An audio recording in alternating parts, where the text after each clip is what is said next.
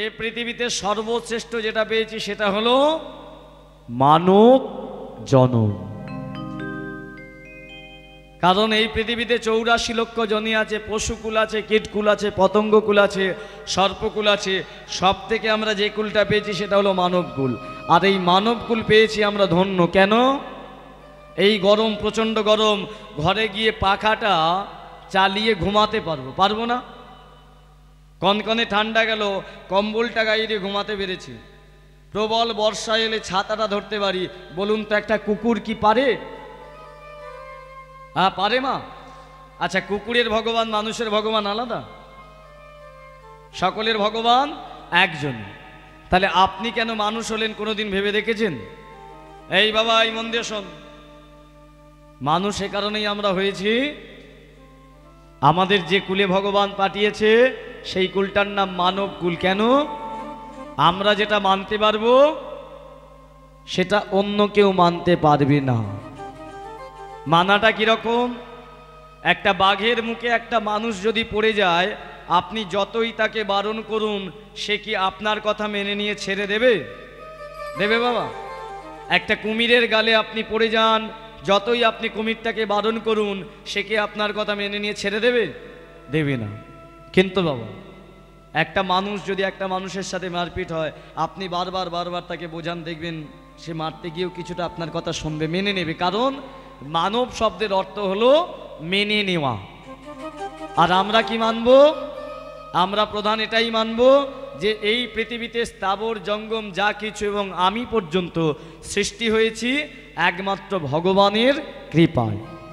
ভগবানকে চেনাতে পারে পশুরা নয়, ভগবানকে চেনাতে পারে এ কলিযুগে। আগের কথা বাদ দিন, এ কলিযুগে পশুরা ভগবানকে চেনাতে পারবে না, পাখিরা চেনাতে পারবে না। চেনাতে গেলে কে চেনাবে? মানুষ। কারণ পশুরা চিনিয়েছিল কোন যুগে? কোন যুগে বলুন? বলে অত জানি আমরা, সবাই জানেন, কিন্তু ভুলে গেছেন। যে যুগে একটা সেতু বন্ধন করতে হয়েছিল, ত্রেতা যুগে। বানরগুলোর কথা ভুলে গেছেন?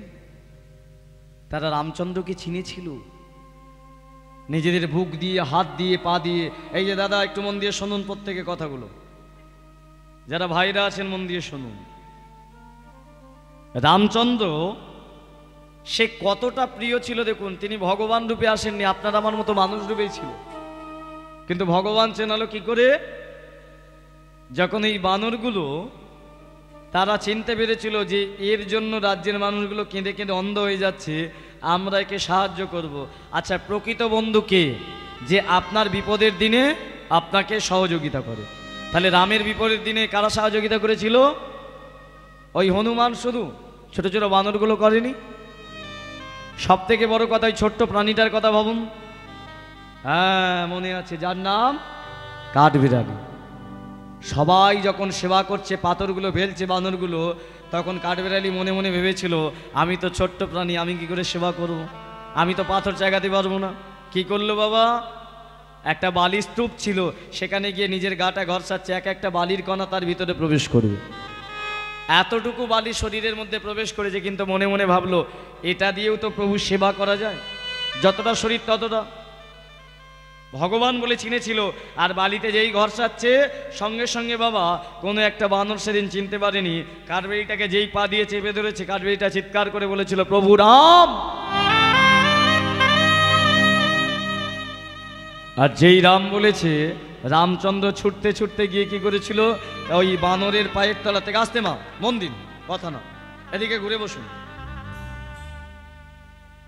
শুনুন কথাগুলো বলছি। বানরের পায়ের তলা থেকে কাঠবেড়ালিটাকে নিয়ে এসে রামচন্দ্র তার নিজের হাতের মধ্যে ধরেছিল। ধরে তার গায়ে হাত বুলিয়ে বলছে, ওরে এত ভালোবাসিস তোরা আমাকে? কাঠবেড়ালিটা বলেছিল, প্রভু বিশ্বাস করুন, আমি সেতু ভাঙতে চাইনি।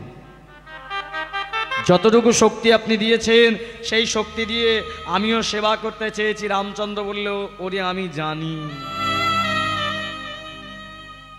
তোদের দ্বারাই তো আজকে আমি ভগবান হয়েছি।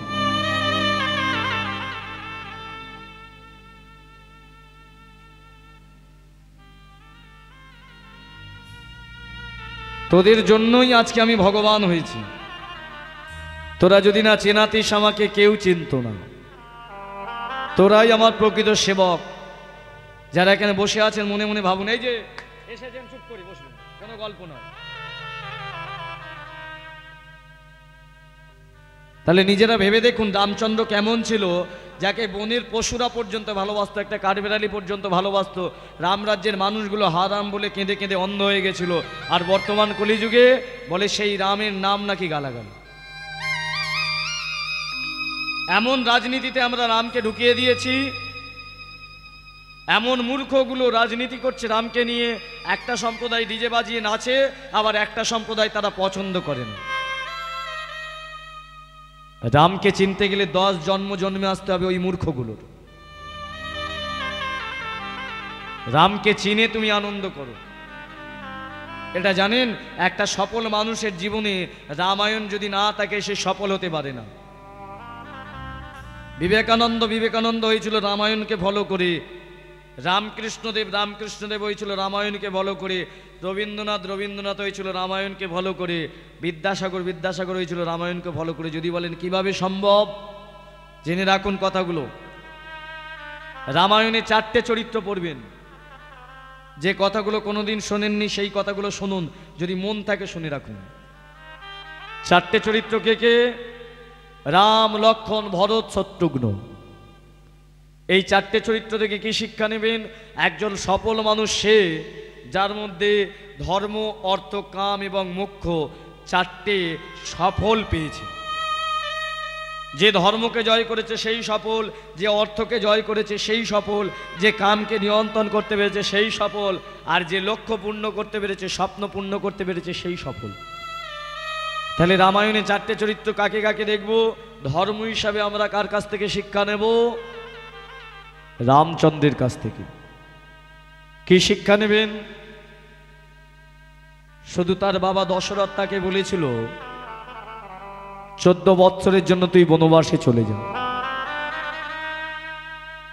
একটা প্রশ্ন না করে যিনি ভগবান, তিনি শুধু তার পিতাকে সম্মান দেবার জন্য পিতার আদেশটা মাথায় নিয়ে 14 বৎসরের জন্য চলে গেল বনবাসে। কেন গেল? কারণ তিনি নিজেই মুখে বলেছেন পিতা স্বর্গ, পিতা ধর্ম। তাহলে পিতা যদি ধর্ম হয়, পিতার আদেশ তো ধর্মের মতো পালন করতে হবে। রামচন্দ্র করেছিল পৃথিবীর ইতিহাসে। কেন? সে জানে আমি যদি আমার বাবার কথা সম্মান না দিই, ধর্মের মতো পালন না করি, এই রাজ্যের মানুষগুলো আমাকে বাবা হিসাবে জানে, আমি রাজা, আমার কথাও তারা পালন করবে না। আর আজকের যুগের রাজাগুলো তারা ধর্ম পালন করছে। আজকালকার ছেলেগুলো বাবার কথা শোনে না, শুনবে কি করে? তারা রামকে চেনে না, রামকে জানে না, রামায়ণ পড়েনি। রামের চরিত্রটা দেখে শেখা যায় তো যে সত্যি এমন একটা ছেলে যে ভগবান হয়ে বাবার কথা শুনে 14 বছর একটা পর্ণকুটিরে কাটালো বনের মধ্যে। যে মনে করলেই সোনার সিংহাসনে ঘুমাতে পারত, সোনার থালায় খেতে পারত, সব ছেড়ে দিয়ে বনের মধ্যে ফল আহার করে রয়ে গেল। এত বড় বিশ্বেতে ধর্ম পালনকারী কেউ আর আছে বাবা? তাহলে প্রথম শিক্ষাটা কার থেকে নিলেন? রামের থেকে। দ্বিতীয় শিক্ষা কি? অর্থ। আজকালকার দিনে অর্থ মানুষের কাছে এলেই সেই অর্থের দ্বারা নিজেদেরকে রাজাধিরাজ মনে করে সেই অর্থের দ্বারা শোষণ করে আমাদেরকে। নিজেদের ব্যাংক ব্যালেন্স করতে ব্যস্ত হয়ে যায়, নিজেদের আখেরি গোছাতে ব্যস্ত হয়ে যায়। কিন্তু অর্থ কি করে ব্যবহার করতে হয় দেখিয়েছিল রামায়ণে। কে? রাম যাকে সব থেকে বেশি ভালোবাসতো, রামের একটি ভাই। কি নাম বলুন তো? কে? রাম সব থেকে কাকে ভালোবাসতো? না, লক্ষ্মণকে রাম ভালোবাসত না। সব থেকে, হ্যাঁ বাহ, সব থেকে বেশি ভালোবাসতো ভরতকে। যেদিন রামচন্দ্র বনবাসে যায় সেদিন ভরত কিন্তু ছিল না ওই রাজ্যে। কোথায় গিয়েছিল? অযোধ্যা থেকে অনেকটা দূরে। মন দিয়ে শুনে রাখুন, একটা মন্দির ছিল। কিসের? না, রামচন্দ্রের পূর্বপুরুষদের যারা মারা গিয়েছিল তাদের মূর্তি রাখা ছিল মন্দিরে। যেদিন যার মৃত্যুদিন সেদিন গিয়ে স্মরণ করে আসতো ভরত। তা বাবা রামচন্দ্র যেদিন বনবাসে যাবে সেই দিন ভরত সকালবেলা সেখানে চলে গেল। আর সেখানে গিয়ে সন্ধ্যাবেলা স্মরণ সভা শুরু হলো। ভরত কি করেছে? একটা হাতে প্রদীপ নিয়েছে। আর প্রদীপটা হাতে নিয়ে পূর্বপুরুষদের সেই মন্দিরে প্রদীপটা জ্বালাইয়ে স্মরণ করছে। হঠাৎ করে হাতের প্রদীপটা যেই নিভে যায়, ভরত বুঝতে পারে তার রাজ্যে কোনো অঘটন ঘটেছে। ছুটতে ছুটতে ছুটতে ছুটতে অযোধ্যায় আসে। আর এসে যখন শুনলো তার দাদা রামচন্দ্র 14 বছরের জন্য বনবাসে চলে গেছে, মাথায় পড়েছিল বজ্রপাত, চিৎকার করে ডেকে উঠল, দাদা!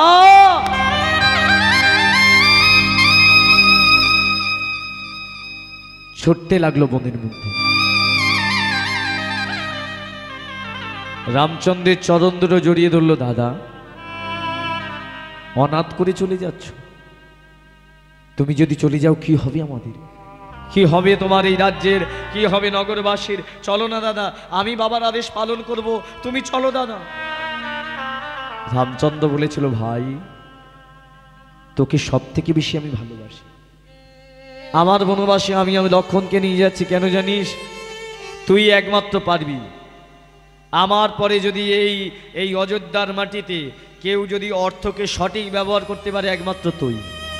যা ভাই, আমার সিংহাসনে গিয়ে বস। রাজ্যের অর্থঘারী আমি কোটি কোটি স্বর্ণ মুদ্রা, হিরে মুদ্রা রেখে এসেছি, তুই এক কাজ করিস, ওখান থেকে সব ব্যবহার করিস। আমার রাজ্যের মানুষগুলো কেউ যেন অনাহারে না থাকে, কেউ যেন অভাবে না থাকে, কেউ যেন অভাব বোধ না করে, সবাই যেন সুখে স্বাচ্ছন্দ্যে থাকে। ভাই, কথা দিয়ে পারবি তো? ভরত বলেছিল, দাদা, তোমাকে আটকে রাখার মতো বিষ শেখারও ক্ষমতা নেই, আমারও নেই। তুমি চলে যাবে, যাও, তবে একটা জিনিস চাইব, চলে যাবার আগে তোমার আশীর্বাদ স্বরূপ তোমার চরণের পাদুকা দুটো দাও। সেই পাদুকা দুটো নিয়ে এসে ভরত কি করেছিল? রামের সিংহাসনের মধ্যে বসিয়েছিল। ভাবতে পারছি, লটারি পাওয়ার মতো ভরত রাজ্যের রাজা হয়ে গিয়েছিল, লটারি পাওয়ার মতো নিজেই হয়ে গিয়েছিল অধিনায়ক। কিন্তু হয়েও সে কোনোদিন ওই সিংহাসনে নিজে বসেনি, কারণ ভেবেছিল ওই সিংহাসনে বসার যোগ্যতা একমাত্র আমার দাদা রামের। তাই তার চরণ দুটো রেখেছিল, পাদুকা দুটো। কেন? ধর্মকে প্রতিষ্ঠা করেছিল। আর আজকালকার দিনে সিংহাসন পাওয়ার জন্য যুদ্ধ করতে সকলে, মানুষ মানুষকে মারতে ভয় পাচ্ছে না, খুনোখুনি হতে ভয় পাচ্ছে না। আর সেই অযোগ্যগুলো সিংহাসনে বসেছে বলেই অর্থের ব্যবহার সঠিক হয় না, যেটা করে গিয়েছিল ভক্ত। আর সেই কারণেই তো আজকে এই অবস্থায় পড়ে আছে। তাহলে অর্থকে কি করে ব্যবহার করতে হয় দেখে গিয়েছিল কে? ভরত। এরপরে যেটা আসে তার নাম হলো কাম। 3 নম্বরে মন দিয়ে শুনে রাখুন। এই কামের প্রতীক কে? না, কামের প্রতীক ছিল বাবা লক্ষণ। কামকে কি করে নিয়ন্ত্রণ করতে হয় দেখিয়ে গেল। কিরকম? 14টা বৎসর বনের মধ্যে একটা ভাঙা পর্ণকুটির, পৃথিবীর সব থেকে সুন্দরতম রমণী নারী যার নাম সীতা, যে সম্পর্কে তার বৌদি হয়, একটা ঘরের মধ্যে 14 বৎসরই ছিল বাবা বনের মধ্যে। কিন্তু কোনোদিন বাবা লক্ষণ সীতার চরণ ছাড়া মাথার দিকে তাকায়ে দেখল না। দেখেছিল? আর আজকালকার লক্ষণগুলো এই যে বসে আছে, ওরা মেয়েদের কোন দিকে তাকায়?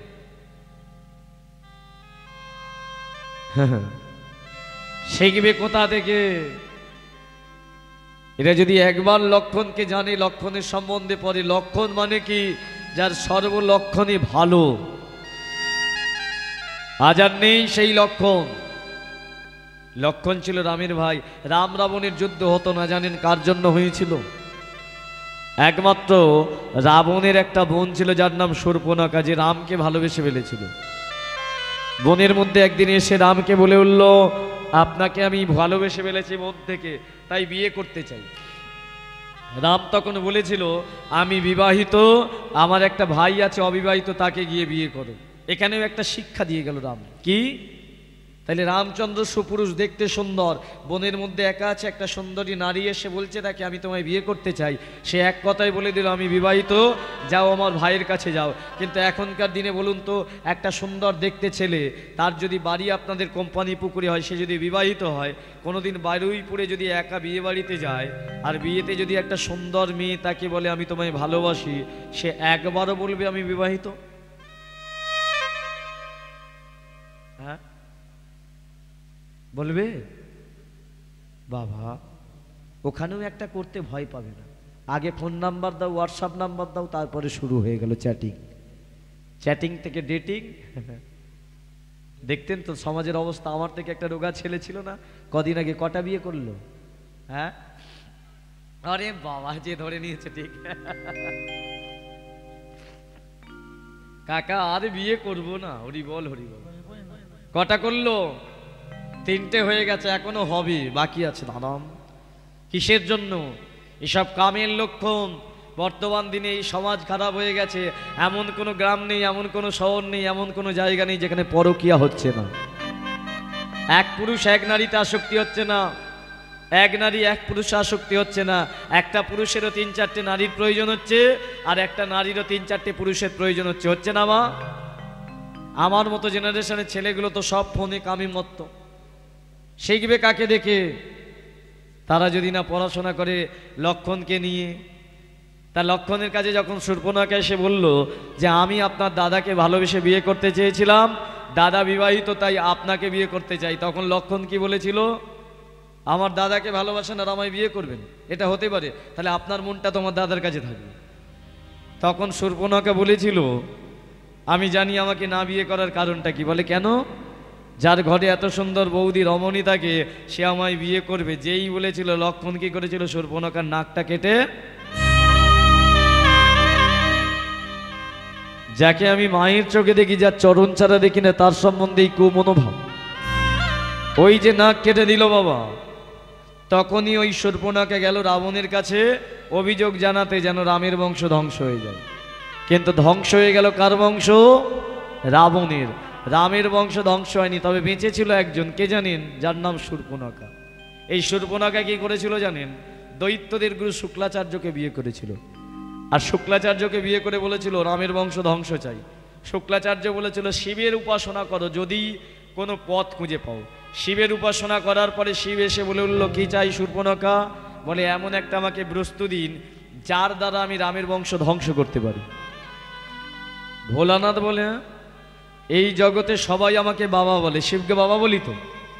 শিব বলে আমি যাকে বাবা বলি তার বংশ তুমি ধ্বংস করবে? বলে হ্যাঁ। বলে তারাও একটা জিনিস দিচ্ছি। বলে শূর্পণখার কোলে দিয়েছিল একটা শিবলিঙ্গ, দিয়ে বলে উঠল শোনো, তুমি যেটা চেয়েছো তার বিপরীত হবে। বলে মানে?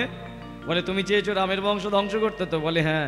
বলে শোনো, তোমায় যে লিঙ্গটা শিবলিঙ্গ দিয়েছি, ওর মাথায় যদি রামের কোনো বংশধর একবার স্পর্শ করে, তোমাদের মতো অসুরকুল সব নির্বংশ হয়ে যাবে। তখনই সেই শিবলিঙ্গটা নিয়ে শূর্পণখা একটা জায়গায় লুকিয়ে রেখে এসেছিল। আর এরপরে আমি বিস্তারিত বলবো না, এইখানে পর্যন্ত রেখে দিলাম, কারণ এরপরে বলাটা ঠিক হবে না। অনেকে জানেন, অনেকে জানেন না। যাই হোক, তা বাবা এই হলো লক্ষণ। মার খেতে হবে আমাকে? হ্যাঁ, মাইকের বাইরে বলি তাহলে শুনে নিন।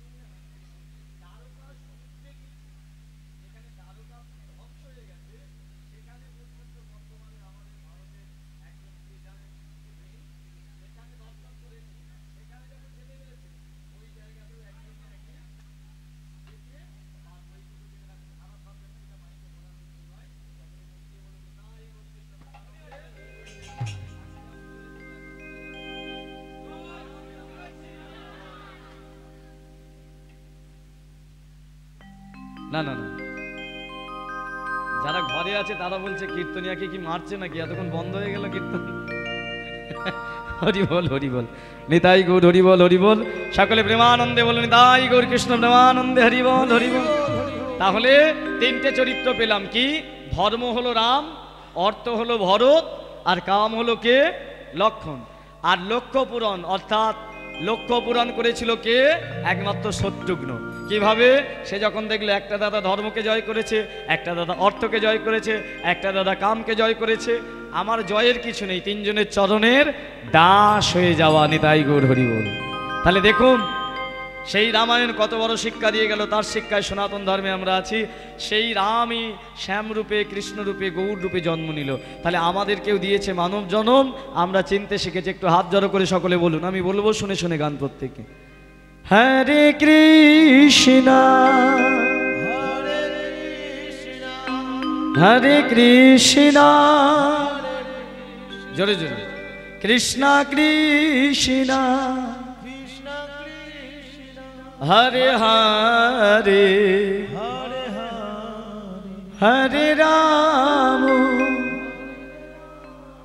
হরে রাম, রাম রাম হরে হরে। আচ্ছা, এটা আমাদের মতো বললাম, এবার বিরজার মতো একটু করতালি দিয়ে বলি, যে গোলকের মন্দিরে যাচ্ছে, সকলে তালে তালে। হরে কৃষ্ণ কৃষ্ণ কৃষ্ণ হরে হরে, হরে রাম রাম রাম হরে হরে। হরে কৃষ্ণ কৃষ্ণ কৃষ্ণ হরে হরে, হরে রাম রাম রাম হরে হরে। হরে কৃষ্ণ কৃষ্ণ কৃষ্ণ হরে হরে, হরে রাম রাম রাম হরে হরে।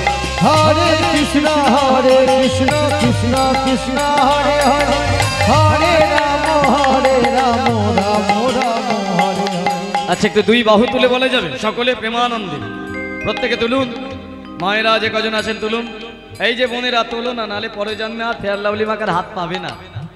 পেয়েছো তো, এই জন্মে একটু তুলে নাও। হ্যাঁ তুলেছো, কৃপা করে। হ্যাঁ বৌদি ভাই, আমি গাইবো শুনে শুনে। হরে কৃষ্ণ হরে কৃষ্ণ হরে কৃষ্ণ হরে কৃষ্ণ কৃষ্ণ কৃষ্ণ হরে হরে, হরে রাম হরে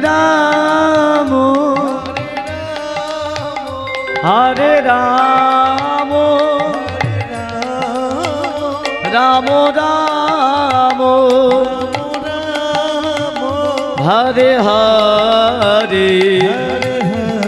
হরে হরে।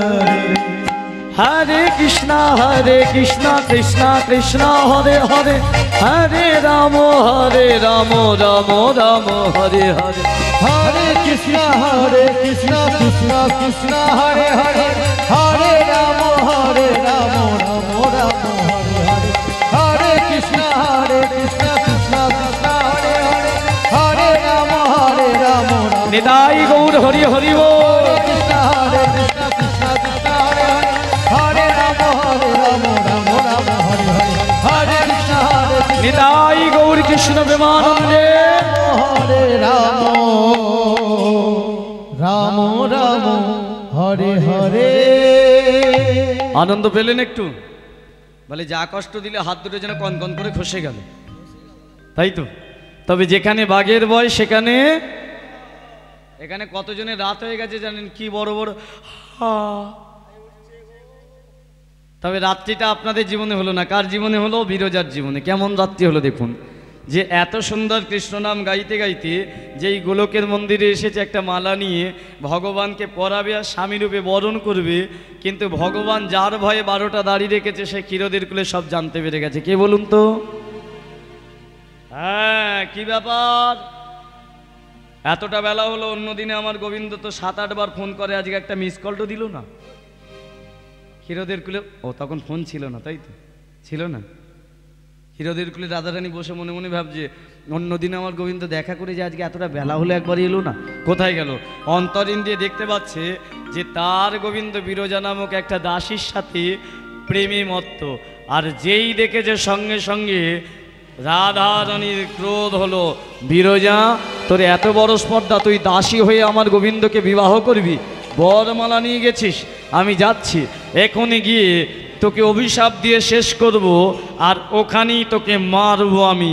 ক্ষীরদের কুল থেকে ছুটতে ছুটতে ছুটতে ছুটতে চলল রাধা রানী ওই গোলকের মন্দিরের মধ্যে। কাঁদিতে কাঁদিতে রাধে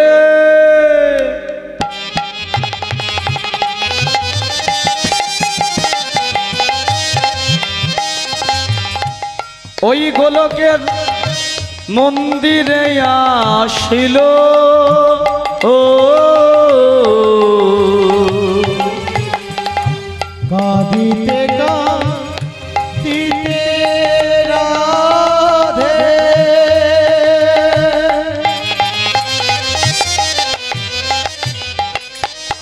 গোলকের মন্দিরে আসিল। দাড়ি রূপে শ্রীরামের দেখিতে পাইল রাধে। দাড়ি রূপে শ্রীরামের দেখিতে পাইল রাধে। দাড়ি রূপে শ্রীরাম। এই যে কে তুমি কখনো দাঁড়িয়ে? আরে এই যে তোমায় বলছি, তুমি কে গো? আরে না, তুমি ওখানে ছিলে না। বলি বলো বলো কে বা তুমি? রাধারানী বলছে শ্রীরাম শ্রীরাম। বলো বলো কে বা তুমি? কোনদিনও দেখি নাই আমি। বলো বলো কে বা তুমি? দাড়ি রূপে শ্রীরামের দেখিতে পাইল রাধে। দাড়ি রূপে শ্রীরামের দেখিতে পাইল। ভগবান আগে থেকে 12টা দাড়িকে সাজিয়ে রেখেছে, এটা তো আর রাধারানী দেখেনি। যার কাছে এলো তার নাম শ্রীরাম। বলে উঠল, এই কে রে তুই এখানে কেন? শ্রীরাম বলে উঠল, আমি দাড়ি। আর যেই কে রে তুই বলেছে মা, এই ধ্বনিটা শুনতে পেল কে? ভিতরে গোবিন্দ অন্তর্যামী। এবার বিরজার জীবনে কেমন অন্ধকার নেমে এলো দেখুন। যে বিরজা মালাটা নিয়ে দাঁড়িয়ে সবে গলায় পরাতে যাবে, ভগবান বিরজাকে বলল, বিরজা, গোবিন্দ তুই আমায় ভালোবাসিস, সেটা আপনি জানেন তো? আচ্ছা, আমি যদি তোকে কোনো আস্তে মাস্তে মন দিন, আমি যদি তোকে কোনো আদেশ করি তুই পালন করবি? যেই বলেছে বিরজা বলে, গোবিন্দ আপনি যদি বলেন আমি মরতেও পারি। বলে না না না না না, মরতে হবে না। এক কাজ কর, কি? তুই এক্ষুনি এই রাসমণ্ডলীটার মধ্যে কোনো একটা জায়গায় মানুষের রূপ ত্যাগ করে জল হয়ে লুকিয়ে পড়। যেই বলেছে জল হয়ে লুকিয়ে পড়, বিরজা মনে মনে ভাবছে গোবিন্দ হয়তো আমায় চালাকি করছে, পরীক্ষা করতে চাইছে। গোবিন্দ তুমি আমার সাথে চাতুরালি করছো? বলে বিরজা আমি যেটা বলছি তুই সেটা কর, এখনই জল হয়ে লুকিয়ে পড়। যেই বারবার এই কথাটা বলছে, বিরজার মাথায় যেন পড়ল বজ্রপাত। গোবিন্দ,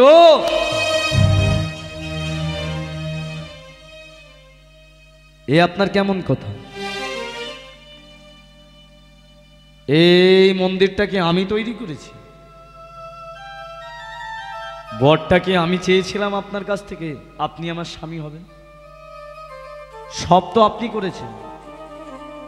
আপনি গোলক থেকে নিচের পাপড়িতে নিজে গিয়ে আমায় বর দিয়েছেন, আপনি নিজে বলেছেন আপনি আমার স্বামী হবেন। এই মন্দিরটাও আপনি নিজে সাজিয়েছেন, তাই না? এখানে আমি আসতে চাইনি, আপনি নিজে আমায় ডাকলেন। আর দেখি আপনি আমাকে বলছেন কিনা স্বামীর পরিবর্তে আপনি আমাকে জল হয়ে যেতে বলছেন। আমি আপনার স্ত্রী হতে পারবো না, আপনি আপনার চরণ সেবা করতে পারবো না। ভগবান শুধু বলল, বিরজা যদি ভালোবাসিস আমি যে আদেশটা করেছি পালন কর। কারণ বিরজা জানে না যে রাধারানী চলে এসেছে।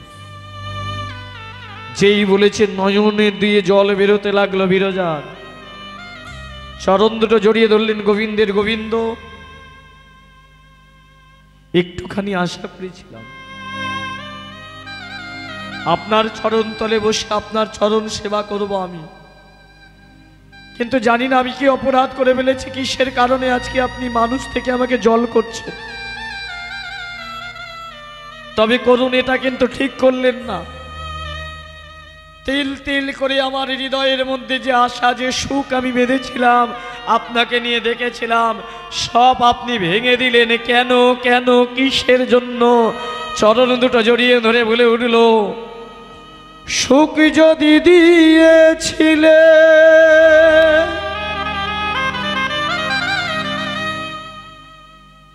কেন কেড়ে নিলে,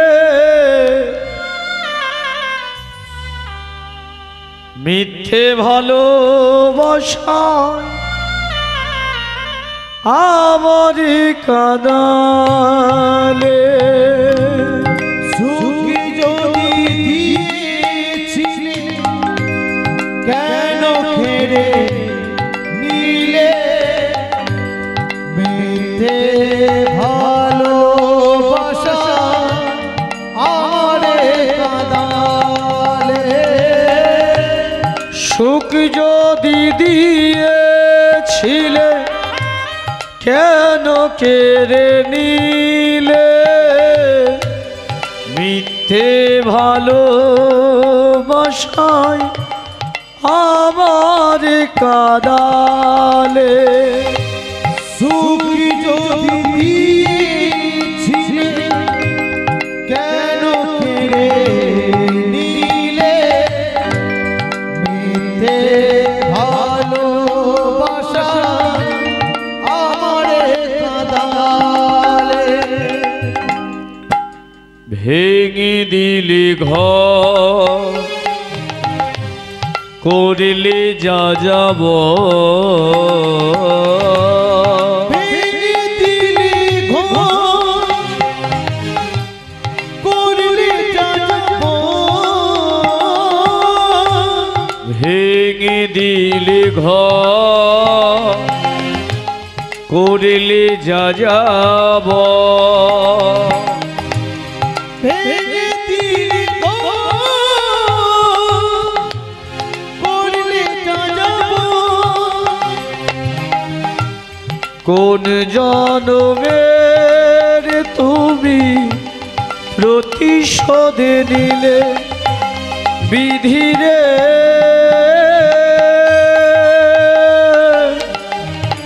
ও বিধিরে, ও বিধিরে, ও বিধিরে। ধীরে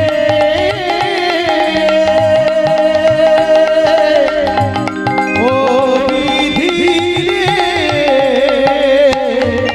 ও বিধিরে, ও বিধিরে। কাঁদিতে কাঁদিতে বিরজা গোবিন্দের চরণ ধরিল, চরণ ধরিল, চরণ ধরিয়া আজি নিবেদন করিল, চরণ ধরিয়া আজি নিবেদন করিল। শোনো গোলকপতি শিহরি, আমি নিজে জানি না কি কারণে তুমি আমায় জল ডুব দিচ্ছ, তবে দাও। তোমায় ভালোবাসি, তোমার আদেশ আমি শিরে ধারণ করব, তবে একটা আশা থেকে বঞ্চিত হব। জীবনে চেয়েছিলাম একটা দিন শুধু তোমার চরণে বসব, আমার মনের মতো করে এই চরণ দুটো আমার হৃদয় মাঝে ধরব, আর মনের মতো করে সেবা করব। আমি তো জল হয়ে যাচ্ছি, আর আমার ভজনের দিয়েও থাকবে না। তবে হ্যাঁ গোবিন্দ, তুমি পারলে একমাত্র পারো, তুমি একমাত্র পারো। যদি আমার 12,000 বছরের সেবা ভালো লেগে থাকে, কতক্ষণ আর সময় আছে? আধ ঘন্টা। ঘন্টা। ঘন্টা। ঘন্টা। ঘন্টা। ঘন্টা। ঘন্টা। ঘন্টা। ঘন্টা। ঘন্টা। ঘন্টা। ঘন্টা। ঘন্টা। ঘন্টা। ঘন্টা। ঘন্টা। ঘন্টা। ঘন্টা। ঘন্টা। ঘন্টা। ঘন্টা। ঘন্টা। ঘন্টা। ঘন্টা। সেবা আমার ভালো লেগে থাকে গোবিন্দ, একটা দিনের জন্য তুমি আমাকে মানুষ করো। গোবিন্দ নির্বাকভাবে দাঁড়িয়ে আছে, বিরজা জল হয়ে গেল। ওদিকে রাধারানী শ্রীরামকে অভিশাপ দিয়ে নিজে অভিশাপ গ্রহণ করেছিলেন, করে ভিতরে প্রবেশ করে যেই দেখলো বাবা যে বিরজা নেই, তো এখানে কোথায় গেল? আর যখনই দেখলো তার ভয়ে জল হয়ে গেছে, রাগটারও বেড়ে গেল, ক্রোধান্বিত হয়ে বলে উঠল, বিরজা তুই আমার ভয়ে জল হয়েছিস? তোর এত বড় স্পর্ধা, আমার গোবিন্দকে কাটতে চেয়েছিস? আমি তো অভিশাপ করলাম এই গোলকের মাটিতে সারা জনম তুই জল হয়ে থাকবি, থাকবি, থাকবি। গোবিন্দ দেখলেন এটা কি হলো, যে বিরজাকে বাঁচানোর জন্য আমি লুকিয়ে রাখলাম জল রূপে, রাধারানী চিনতে পারলো। আচ্ছা, বিরজার কোনো দোষ ছিল বাবা? বিরজার তো কোনো দোষ নেই। গোবিন্দ মনে মনে ভাবলেন, না না না না, রাধারানী বিরজাকে অভিশাপ দিয়ে দিল সারা জনম জল হয়ে থাকবে, তার মানে আমার বিরজা তো কষ্ট পাচ্ছে, কিন্তু রাধারানীর কাছ থেকে আমি কি করে বাঁচাবো? একটাই উপায়। উপায়টা কি? হে ভক্তমণ্ডলী, প্রকৃত যদি ভক্ত হয় ভগবান সেই ভক্তের জন্য নিজেও নত স্বীকার করতে বাধা পায় না। কি করলেন না, দেখলেন যখন ক্রোধান্বিত হয়েছে রাধারানী, রেগে আছে, সঙ্গে সঙ্গে ছুটতে ছুটতে গোবিন্দ গিয়ে সেই দিন ওই কুঞ্জের মধ্যে রাধার চরণটা জড়িয়ে ধরে বলে উঠলেন, ও গো রাধে গো, ও গো রাধে গো, ও গো প্রেমময়ী কৃপাময়ী করুণাময়ী রাধে, করুণাময়ী রাধে, তুমি ফিরায়ে নাও তোমার অভিশাপ, ফিরায়ে নাও নিতাই গৌর হরি বল, হরি বল। অভিশাপ। শোনো রাধে, তুমি আজকে ক্রোধে যে অভিশাপ দিলে, তুমি জানোই বিরজাকে? জানি, আপনার দাসী। শুধু আমার দাসী নয় রাধে, ক্রোধ সংবরণ করো। তুমি জানো তো 12,000 বছর সেবা দিয়ে আমি ওকে একবার জিজ্ঞাসা করেছিলাম কি চাই তোর, মেয়েটা কি চেয়েছিল জানো? একদিন আমার চরণ সেবা করতে। তুমি তো জানো ভক্তের সেবা আমি নিতে বড় ভালোবাসি, কিন্তু তুমি যদি না কষ্ট পাও যাতে, তার জন্য লুকিয়ে আমি এই জায়গা তৈরি করেছি। রাধে, তুমি অভিশাপ ফিরিয়ে নাও। রাধারানী বলে, গোবিন্দ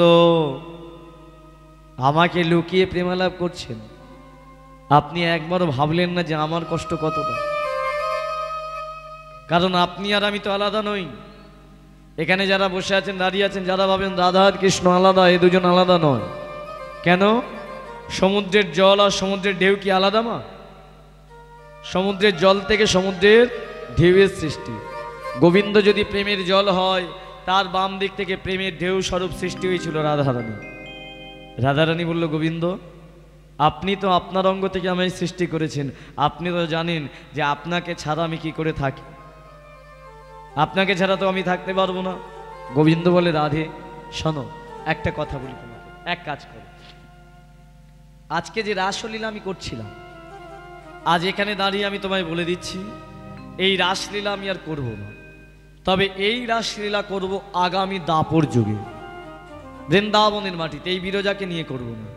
সেদিন তুমি এবং তোমার ব্রজগোপী থাকবে, কারণ আজকে যে দাড়িতে আমার দাঁড়িয়ে আছে, এই দাড়িদের রাখবো না, কোনো পুরুষের অধিকার থাকবে না, একমাত্র তুমি এবং তোমার গোপীরা, তোমার সখীরা, তাদের নিয়ে আমি রাসকেলি করব। তোমায় কথা দিলাম, তোমার মনোবাসনা পূর্ণ হবে, তোমার কষ্ট দূরে যাবে, তুমি শুধু বিরজা থেকে অভিশাপটা দূরে করে নাও। বিরজা বলে উঠল, গোবিন্দ তাই যদি হয় তাহলে আমি একটা কথা বলতে পারি, অভিশাপ তো ফেরাতে পারবো না, মুখের কথা ফেরানো যায় না। তবে হ্যাঁ, আমি বিরজাকে আমি আশীর্বাদ করছি, ওরে বিরজা তোর জল রূপটা থেকে দুই ভাগ হয়ে যাক।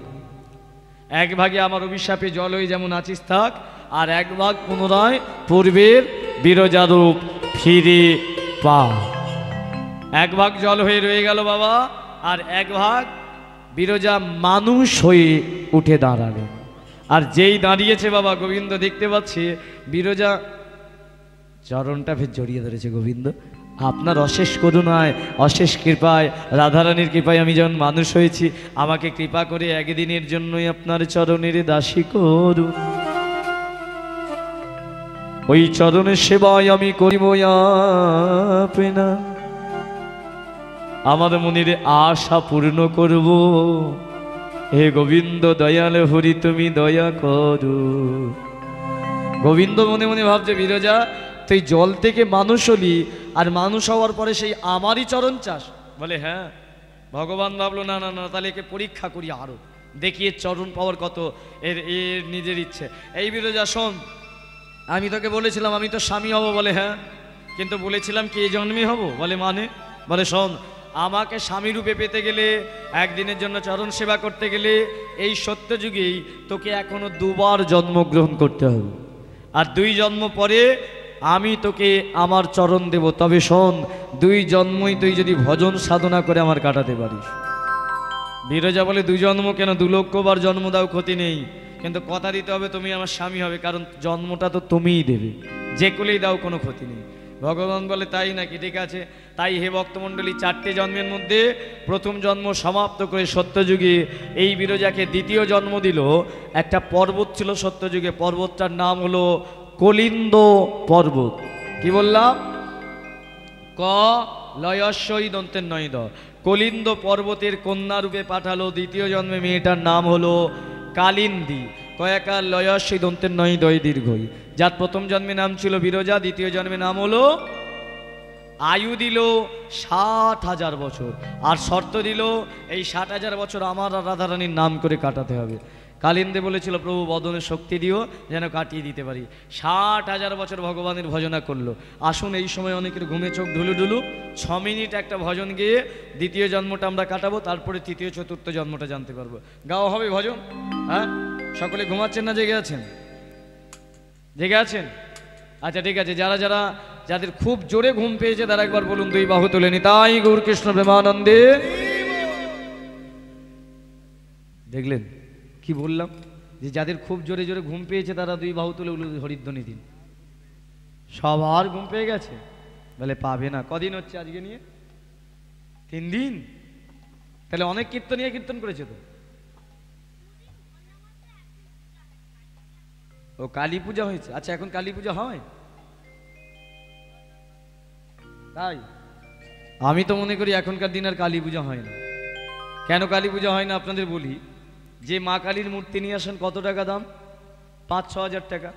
আর কালী পুজোর জন্য এখন সব জায়গায় এই দাদাদের বক্সের উপরে বক্সের উপরে সাজান না ডিজে। হ্যাঁ, কত টাকা নেয় বাবা? এক রাতে 30,000 35,000। আপনারা নিচেরা বিচার করে বলুন তো, যে মা কালীর পুজো হচ্ছে তার দাম 5,000, তার জন্য বক্স 35,000। তাহলে মা কালীর পুজো হচ্ছে না বক্সের পুজো হচ্ছে? হ্যাঁ, এবার তারা শুনতে পেয়েছে, বলে হা হা হা। হ্যাঁ, এবার বক্সটা চালানো শুনুন। সকাল 7টা শনিবার কালী পুজো, প্রথম বক্সের সাউন্ডটা বেরোবে কি দিয়ে? এইটা দিয়ে শুরু হয়, তাই তো। এবার 10টার সময় কি হবে? আওরা আওরা। 12টার সময় আয় বেরিয়ে আয়, তাই না? তারপরে চলছিল কাঁচা বাদাম। এখন আবার ও সব চুকে গেছে। ললিতা তোর কোন কোন জায়গায়? আহা, মাইক দাদা মনে মনে ভাবছে যে আমি বক্সটা বিরোধিতা করছি না। বক্স সাজান, বক্স আছে বলে আজ আমরা গান করে বাঁচছি। আমি বিরোধিতা করি গানগুলো। আপনারা বলুন তো, যে সাউন্ডটা চলে ওই সাউন্ডে সব থেকে কষ্ট কে পায়? যে গুমগুমো আওয়াজটা ওতে কষ্ট কার বেশি হয়? হার্টের রুগীর? না, ওরা তো যায় না। সব থেকে বেশি কষ্ট পায় মা কালী। বলে আগে আমায় জলে ফেল, নাহলে আমি হার্ট অ্যাটাক করে মরে যাব। আরে ওকে তো থাকতে হয় ওখানে। ভোর 3টের সময় দেখবেন মা কালীর কাছে 3-4 জন, আর বক্সের কাছে হ্যাঁ চালান না। সাত্ত্বিকভাবে একটু মায়ের কাছে প্রণাম করে সেইগুলো চালান না। কত সুন্দর সামা সঙ্গীতগুলো চলতো বলুন তো, তাই না? একটা লাইন গাইবো। হ্যাঁ, তুমি যার জন্য মদ ভেবে সে কি তোমার সঙ্গে যাবে?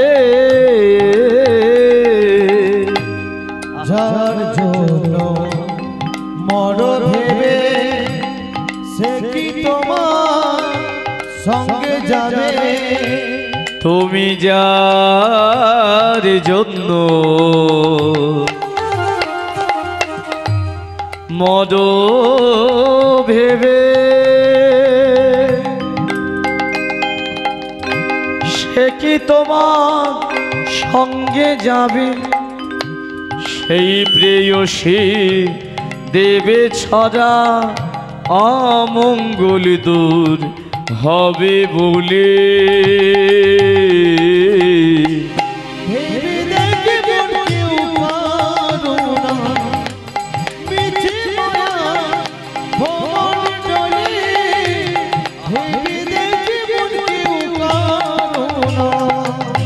চলতো না এইসব গান, আর চলে? তবে একটা জিনিস মনে রাখবেন, সঙ্গীতের মৃত্যু হয় না, গানের মৃত্যু হয়ে যায়। যে ডিজে সাউন্ডে একদিন মরে যাবে, কিন্তু এ ছিল, এ আছে ভবিষ্যতে। হ্যাঁ, এই সঙ্গীতের দ্বারা ভগবানের চরণ পাওয়া যায়। যাই হোক, সঙ্গীতের দ্বারা ভগবান পেল কিভাবে? বিরজা 60,000 বছর ভজন সাধনা করলো। আসুন 6 মিনিট আমরা একটা ভজনের দ্বারাই কাটাই। কলিন্দ পর্বতে বসে কালিন্দে শুরু করলো তার ভজনা। ভজ স্বামী ভজ রে, ভজ রে, ভজ রে। সকলে মিলে করতালি উলুধ্বনি হরিধ্বনি, হরি বল হরি বল।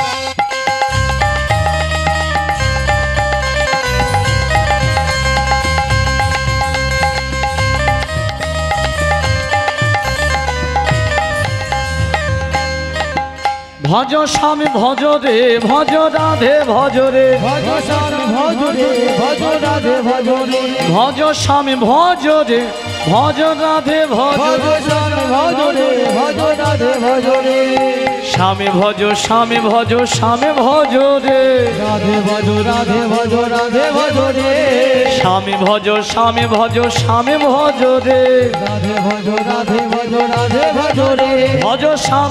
সকলে বলছেন না? চলুন একটু কলিন্দ পর্বতে আপনাদের নিয়ে যাই। যাবেন? বলে কি করে যাব? হ্যাঁ, গাড়ি করে। বাহ, না না, গাড়িতে না, আপনাদের রথে করে নিয়ে যাব। কোন রথে? না, এখানে বসে থাকলেও একটা জিনিস দেহ থেকে আমাদের বাইরে চলে যেতে পারে। কি বলুন তো? রক্ত। হ্যাঁ, মনের রথে। বাহ, এখানে বসে থাকলেও মনটা বাইরে চলে যেতে পারে। তাহলে মন নিয়ে চলুন কলিন্দ পর্বতে। কিভাবে? আমি শুধু আপনাদের বলবো চল চল চল চল রে, আর আপনারা 2 বাহু তুলে বলবেন রাধে রাধে বল রে। কি বলবেন?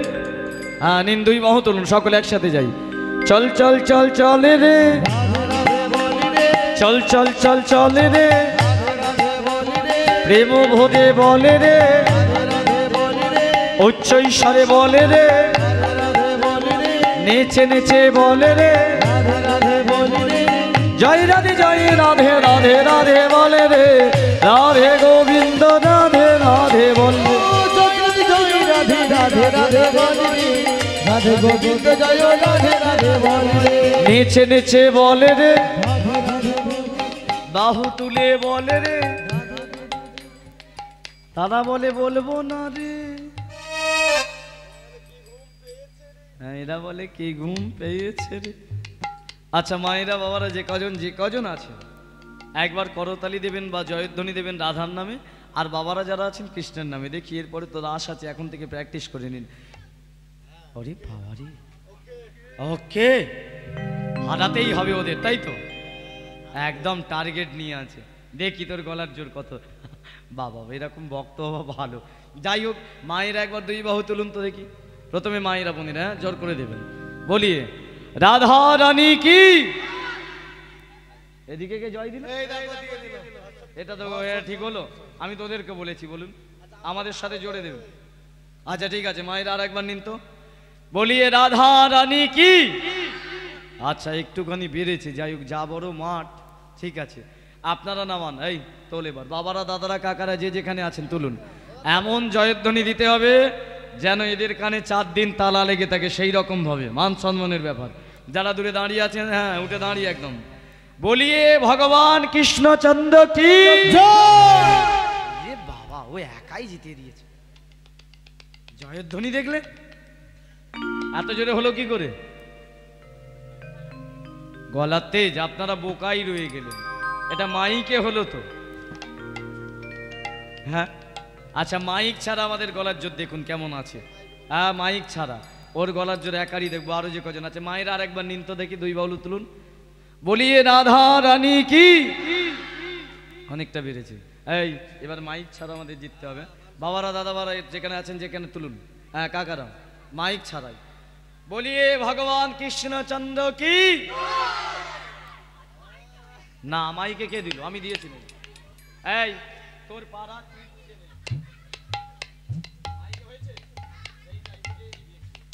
হরি বল হরি বল। যাই হোক আমরা সকলেই সমান। এই এদিকে দেখ, ওদের যদি বলি ওরা কম বলেছে তাহলে কোথায় যাবার সময় আমার গাড়িতে কাঁচে ঢিলি মেরে পালিয়ে যাবে। ঠিক আছে সবাই সমান, তার থেকে নিন আপনারা সকলে মিলে একসাথে বলবো। চল চল চল চলে রে প্রেম ভরে বলে রে, উচ্চ ঈশ্বরে বলে রে, নেচে নেচে বলে রে,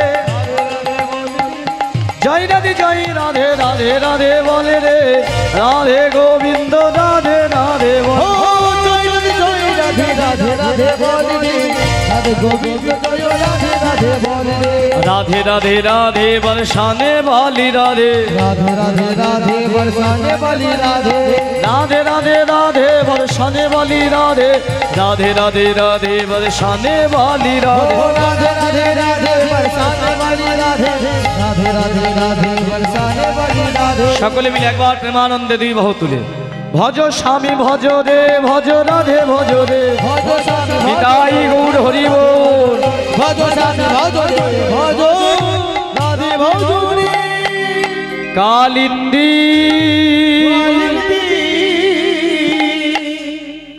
কটা বাজে গো? আরে দাঁড়া দাঁড়া, তোকে দেখতে হবে না, মনে হয় ভোর হয়ে গেছে, কেউ কালিন্দী বলে ডেকেছে, শুনতে পেয়েছিস? আস্তে আস্তে আস্তে, আমি তোকে বলিনি, এক আস্তে আস্তে আস্তে। কালিন্দী কি বলে ডেকে উঠলো কে জানেন?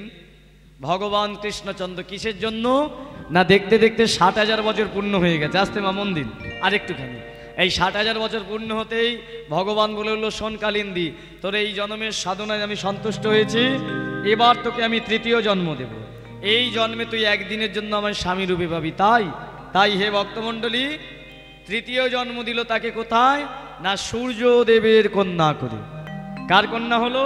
এই বাবু শোনো এবারে দিকে, তৃতীয় জন্ম কার কন্যা হলো? কেন সূর্যের কন্যা হলো? আমি লীলায় একটা প্রশ্ন বলেছিলাম, ভগবানের হাতে একটা চক্র থাকে, কি নাম? এই চক্র কিন্তু ভগবানের নয়, কার? সূর্যদেবের। কি করে তৈরি হলো একটু জেনে নিন। আর ভগবান কি করে পেলেন? আকাশে যে সূর্যদেবকে আমরা দেখি, এই সূর্যদেব বিয়ে করেছিল বাবা বিশ্বকর্মার মেয়ে সংজ্ঞাকে। কার মেয়েকে? তাহলে বিশ্বকর্মা সূর্যদেবের কে হবে? ভাইরা ভাই,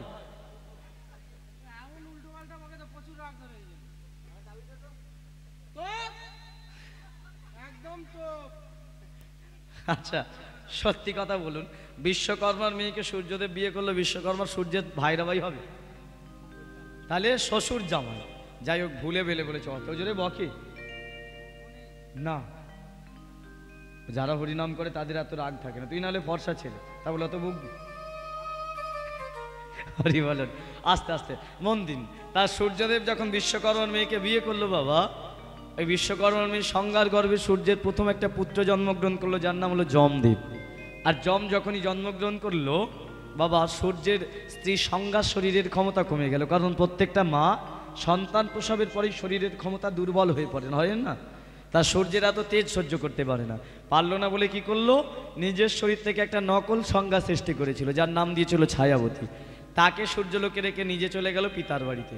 কিন্তু সূর্যদেব বুঝতে পারেন এটা নকল, ওর সাথে ঘর করে, ঘর করতে করতে ওই ছায়াবতী আবার গর্ভবতী হয়েছিল, কারণ ওর গর্ভে আবার একটা পুত্র হয়েছিল, যাকে আপনারা বড় বাবা রূপে পুজো করেন। কি নাম? শনি ঠাকুর। এই শনি যখন জন্মগ্রহণ করলো, এবার সূর্য বুঝতে পারলো এটা নকল স্ত্রী। কিভাবে?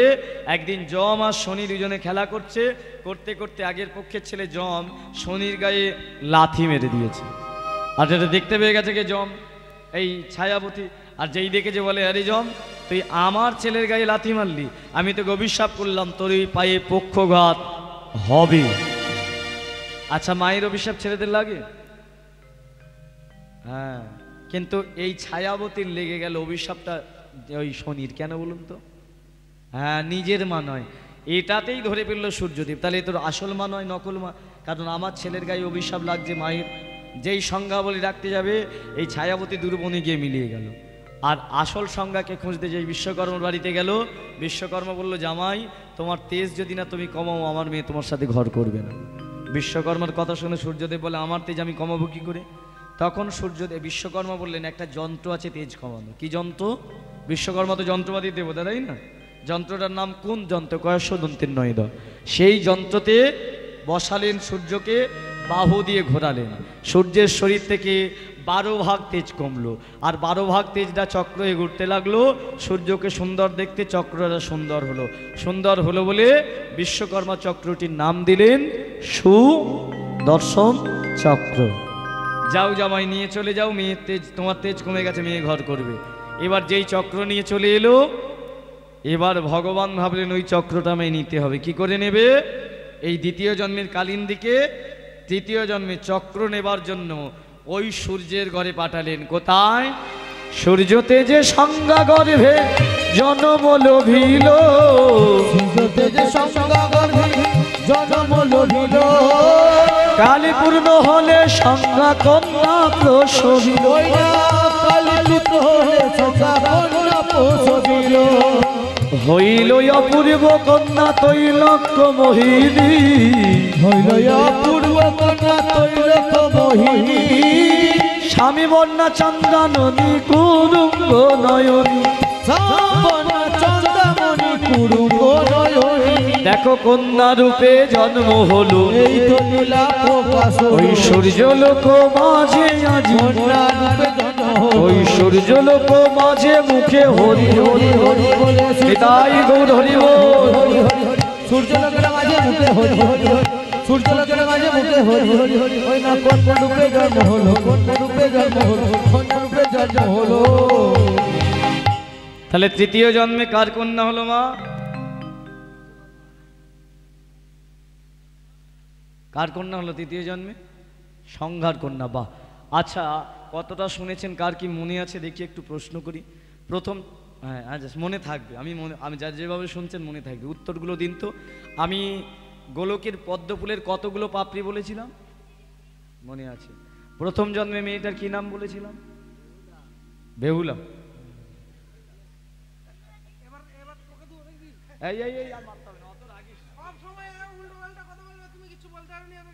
আচ্ছা তুই রেগে যাস, তুই বল কি নাম ছিল?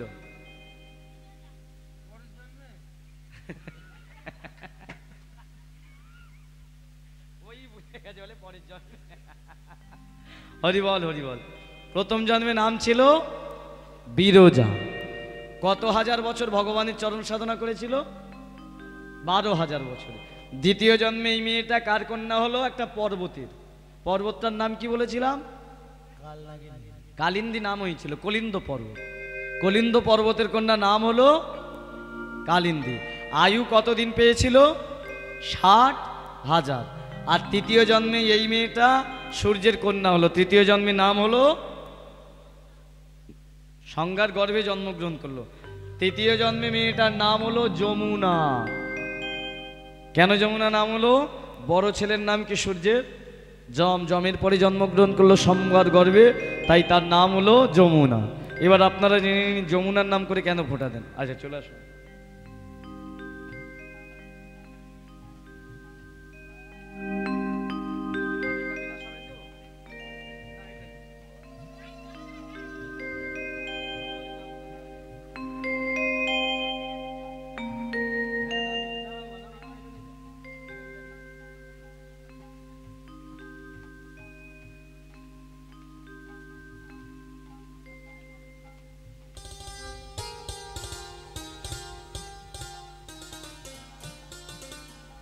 অপরাধ নেবেন না, এটা আমরা সবাই করে থাকি।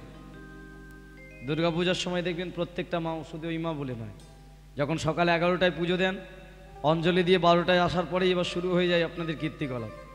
1টার সময় প্রথম বলে, এই খোকা পুজোটা নিয়ে আয় না। 4টের সময় পুজো শেষ হবে, খোকা জানা একবার পুজোটা নিয়ে আয় না। আচ্ছা না, তোকে যেতে হবে না, তুই যা দেখাচ্ছিস তুই যা না। দেখবেন মায়েরা এটা বেশি করেন, করে না? জানা একবার পুজোটা নিয়ে হয় না কেন, কিসের জন্য নিয়ে আসেন? না না, যাতে ডালাটা আমার হারিয়ে যায়, তাই না? হরিবল হরিবল। যাই হোক, আসল কথায় ফিরে আসুন। তাহলে তৃতীয় জন্মে নাম হলো যমুনা। এইবার যমুনা নাম করে কেন আপনারা ফোঁটা দেন? একটাই কারণে বাবা, ওই যে যমের পায়ে ছায়াবতীর অভিশাপে পক্ষঘাত হয়েছিল না, এই যমুনা যত ধীরে ধীরে ধীরে ধীরে বড় হলো, আর বড় হবার পরে সে কি করতো? ভগবানকে পাওয়ার জন্য অন্তরে তার ভক্তি, আর সেই ভক্তির জন্য প্রত্যেক দিন গোবিন্দের চরণ থেকে একটু করে মাটির তিলক নিয়ে আসতো, নিয়ে এসে যমের কপালে দিয়ে মঙ্গল কামনা করতো ভাইয়ের জন্য। আর এই প্রার্থনা একদিন ভগবান শুনলেন, যমের পায়ের পক্ষঘাতটা ভালো হয়ে গেল।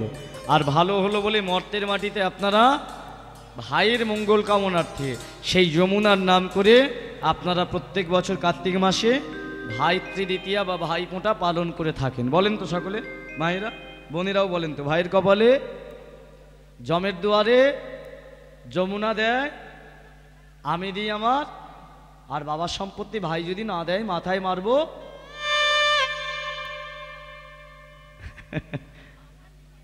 সবাই নেয় না, নিউ টাউনে যান না, যেখানে 1 কাটার দাম 2 কোটি, বলে 1 কাটা দে তবে 2 ফোঁটা দেবো। ওরে বাবা রে, হচ্ছে না? এখন তো ভাই ফোঁটা সব গিফটের ব্যাপার। দিদি ক প্যাকেট মিষ্টি কিনলো আর ভাই কত দামি শাড়ি কিনলো, এটার জন্য ভাই ফোঁটা নাই। ভাই ফোঁটা মানে ভাইয়ের মঙ্গল কামনা করার জন্য। এর জন্য কত ভাই বোন ভাই ফোঁটা নেয় না জানেন, অর্থের অভাবে। এখন মডেলাইজেশন হয়ে গেছি আমরা, মডার্ন যুগ। কিন্তু বাবা আসল ফোঁটা যদি দিতে হয়, ভাইয়ের যদি মঙ্গল কামনা করতে হয়, আপনি তুলসী তলা থেকে একটু মাটি নিয়ে যান, সেইটাই ভাইয়ের কপালে দিন, সেটাই হলো মঙ্গল কামনা। দামি মিষ্টি নিয়ে, দামি তার জন্য গিফট নিয়ে, আর মন থেকে তার প্রতি ক্রোধ শুরু হয়ে যাবে পাওয়ার অভাবে, তাহলে ওটা ভাই ফোঁটা নয়, এটা জেনে রাখবেন। এই যমুনা ধীরে ধীরে ধীরে ধীরে বড় হলো, আর বড় হয়ে কি করলো? ভগবানকে পাওয়ার জন্য তৃতীয় জন্মের শুরু করলো সাধনা। চাই নাই আমি কিছু দয়া। আর 10 মিনিট আছে, আপনারা দল নিয়ে চলে আসতে পারেন। শুধু তোমায়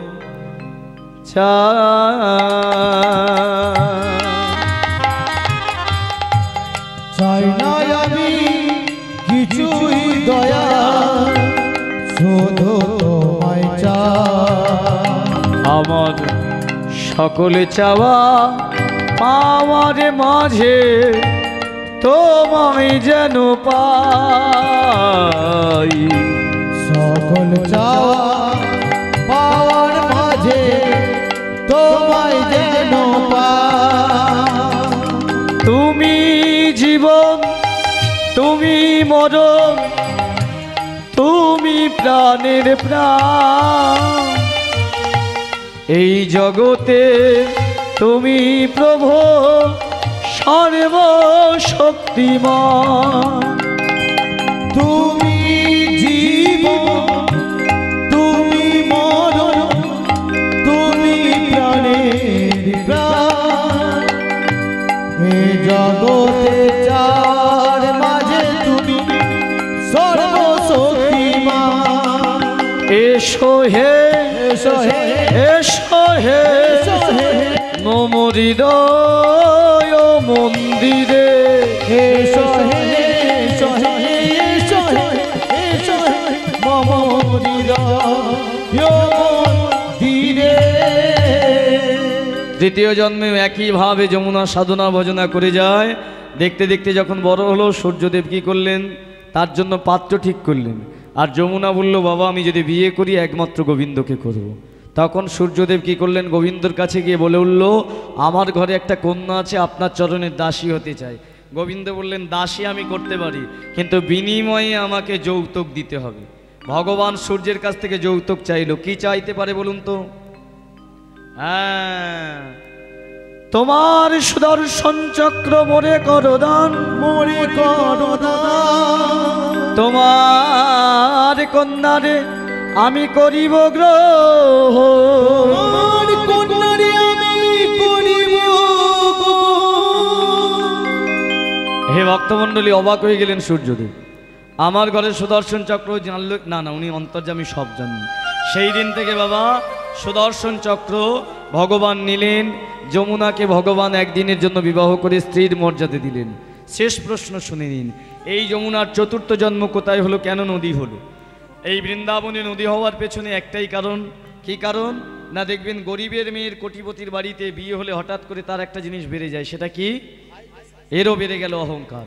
ভগবানকে স্বামী রূপে পেয়ে অপমান করলো রাধা রানীকে, আর যেই অপমান করলো গোবিন্দ বলল, যমুনা কাকে অপমান করলি? যার আশীর্বাদে তুই জল থেকে মানুষ হয়েছিস, আর এই অপমানের জন্য আর গোলকে রাখবো না।